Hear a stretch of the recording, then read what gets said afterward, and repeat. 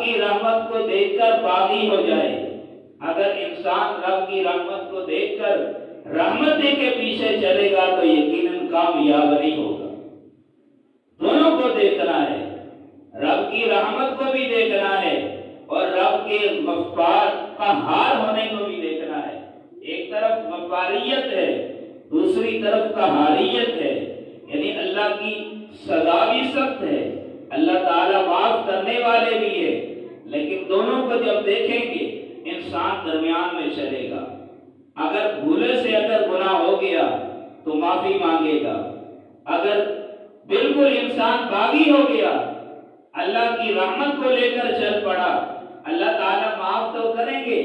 لیکن یہ معافی اس وقت ہوگی جب انسان اچھی طرح سے دھلائی کروا لے گا، جہنم سے دھلائی کروا لے گا، صاف ہو جائے گا۔ کیوں؟ جنت یہ صاف لوگوں کی جگہ ہے۔ جب انسان گناہوں سے صاف ہو جائے گا، پاک ہو جائے گا، اس وقت اللہ تعالیٰ جنت کے اندر لے جائیں گے۔ لا تقنطوا من رحمت اللہ، میری رحمت سے مایوس نہیں ہونا۔ اللہ رب العزت کی طرف سے یہ اپنے بندوں کو پیغام ہے، یہ اپنے بندوں کو یہ میسج دیا ہے۔ سرکار دو جہاں صلی اللہ علیہ وسلم نے آگے اپنی امت کو پیغام دیا کہ اس قدر یہ رب کی رحمت کو لینا ہے، رب کی رحمت کو لینا ہے، لیکن لیتے ہی طریقے سے اللہ کی رحمت کے سامنے، رب کی رحمت کو سامنے رکھنا ہے، نیک کام کرنا ہے۔ اگر کمی ہو گئی، کوتاہی ہو گئی، یہ انسان کے ذہن میں ہو کہ رب معاف کرنے والا ہے جو کمی ہو گئی ہے۔ اگر کرے ہی اس طرح کہ یار کوئی معاملہ نہیں، کوئی مسئلہ نہیں، روزہ نہیں رکھوں گا، نماز نہیں پڑھوں گا، اللہ معاف کرنے والا ہے، اللہ معاف کریں گے، لیکن اگر اس طرح کا عقیدہ ہوگا، اس طرح کے اعمال ہوں گے، ہو سکتا ہے ہماری معافی نہ ہو۔ اور اس کے لیے ایک شرط ہے، شرط یہ ہے کہ اللہ تعالیٰ کے ہاں قانون ہے، ان اللہ لا یغفر ان یشرک بہ ویغفر ما دون ذلک لمن یشاء۔ اللہ تعالیٰ مشرک کی بخشش نہیں فرمائیں گے۔ اگر شرک کیا ہے، شرک کی بیماری کے اندر مبتلا ہے، تو اگر مشرک ہے، مشرک کی مغفرت اور بخشش نہیں۔ اگرچہ وہ کلمہ پڑھنے والا ہو، ظاہر کلمہ پڑھ رہا ہے، لیکن جب شرک کیا، شرک مشرک کی بخشش نہیں ہے۔ اللہ تعالیٰ کل قیامت والے دن جب جہنم سے انسانوں کو نکالیں گے، اس وقت یہی اعلان ہوگا کہ جس کے جو موحد ہے، یعنی اللہ تعالیٰ کی توحید کے اندر، اللہ کی الوہیت کے اندر، رب کے رب ہونے کے اندر کسی کو شریک نہیں کرنے والا، اس کو نکال کر جنت میں لے جایا ہے۔ یہ حضور علیہ السلام نے فرمایا، ایک کنز العمال کی روایت ہے، آپ علیہ السلام نے فرمایا کہ ایک شخص، میں اس شخص کو جانتا ہوں، آپ علیہ السلام نے فرمایا کہ جو سب سے آخر کے اندر جنت سے نکالا جائے گا، جب اسے نکالا جائے گا، تنگ ہو جائے گا جہنم کے اندر، اسے جب نکالا جائے گا تو جب نکالتے وقت اللہ تعالیٰ کی طرف سے حکم ہوگا، اے میرے بندے جا، اسے، کیونکہ آگ کے اندر دنیا کے اندر کوئی جل جائے یا آخرت کے اندر جلے گا، یہ جہنم کے اندر تو آگ، دنیا کی آگ تو کچھ بھی نہیں اس کے مقابلے میں جو جہنم کی آگ ہے۔ اگر جہنم کی آگ کے اندر جلا ہوا دنیا کی آگ میں اگر جل جائے، اس کی کیفیت، اس کی حالت عجیب ہوا ہوتی ہے، لیکن جو جہنم کی آگ جو 70 گنا اس سے بڑھ کر ہے، اس آگ میں اگر کوئی جل گیا تو آگ میں جل کر اس کی حالت، اس کی کیفیت کیا ہوگی، کس قدر وہ جھلس ہوگی اس کے چہرے پر۔ تو جب اسے نکالا جائے گا، آب حیات کے اندر غسل کروا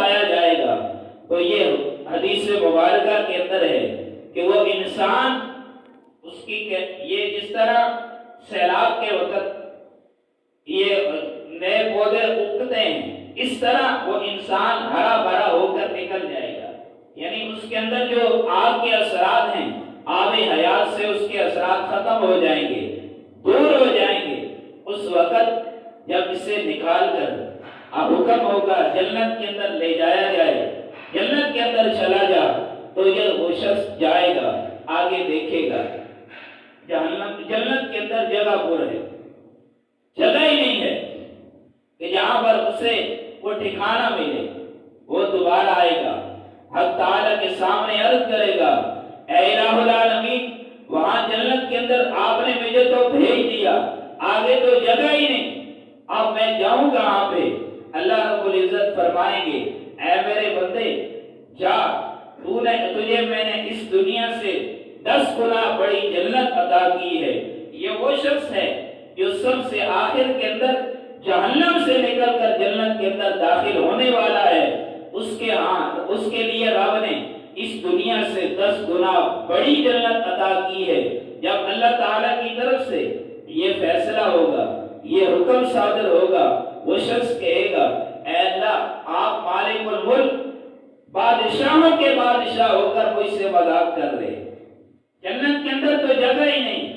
آپ فرما رہے ہیں تجھے اس دنیا سے 10 گنا بڑی جنت عطا کر رہا ہوں، جا لے لے، تو جنت کے اندر تو جگہ ہی نہیں ہے، تو حکم ہوگا جا، تو جب وہ دوبارہ جائے گا وہاں سے جگہ مل جائے گی، اللہ اپنی رحمت سے، فضل سے اس طرح اسے جہنم سے نکال کر جنت میں لے جائیں گے۔ ایک اور شخص کا آپ علیہ السلام نے واقعہ بیان کیا ہے کہ وہ آگ کے اندر بڑا تنگ ہو جائے گا، باری تعالیٰ سے عرض کرے گا، اے میرے پروردگار، اے الہ العالمین، اس جہنم کے اندر، اس آگ کے اندر میں بڑا تنگ ہو گیا ہوں، اس آگ سے مجھے نجات عطا کر، اس جہنم سے مجھے نکال دے، اب اس جہنم سے میرا منہ پھیر لے۔ جب اس کا رب العالمین اس بندے کا منہ اس کے کہنے پر، جب اللہ رب العزت کے ہاں وہ دعا کرے گا، اے الہ العالمین، اس جہنم کی طرف میرا منہ ہے، اس کے اندر سے بدبو آ رہی ہے اور اس کے اندر سے حرارت میرے منہ چہرے پر پڑ رہی ہے، اس سے بڑا تنگ ہو گیا ہوں، اے الہ العالمین، میرا چہرہ اس سے پھیر دے۔ اللہ فرمائیں گے، اے میرے بندے، مجھ سے وعدہ کر، کیا اس کے علاوہ تو مجھ سے کوئی اور چیز نہیں مانگے گا، اس کے علاوہ کوئی سوال نہیں کرے گا؟ اے وہ بندہ کہے گا، اے الہ العالمین، تیری ربوبیت کی قسم، تیری عزت کی قسم، اس کے علاوہ میں کوئی سوال نہیں کروں گا، اس کے علاوہ کوئی سوال نہیں کروں گا۔ اللہ رب العزت اس کا چہرہ اس سے پھیر دیں گے، جب وہ چہرہ پھر جائے گا جنت کی طرف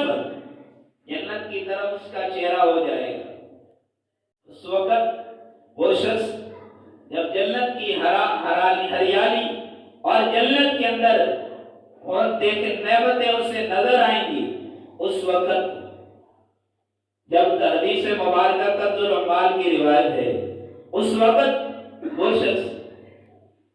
خاموش رہے گا، کچھ دیر تک خاموش رہے گا، اس کے بعد اللہ رب العزت کے ہاں پھر دوبارہ سوال کرے گا۔ یعنی انسان ہے، ناشکرا ہے، یہ اللہ تعالیٰ کے ہاں اللہ تعالیٰ اس وقت جو مانگے گا۔ اب دیکھیے دنیا کے اندر اگر نافرمان اولاد ہو، نافرمان ہو، نہ ماننے والی اولاد ہو، اسے اگر اپنی ماں کے سامنے، اپنے باپ کے سامنے اگر جائے تو باپ بھی دوبارہ اسے وہ یاد کرواتا ہے، کیا تو نے پہلے یہ کام کیا ہے، ابھی تو مجھ سے معافی مانگ رہا ہے، ابھی تو مجھ سے سوال کر رہا ہے ان چیزوں کے بارے میں۔ نعمتوں کے بارے میں سوال کر رہا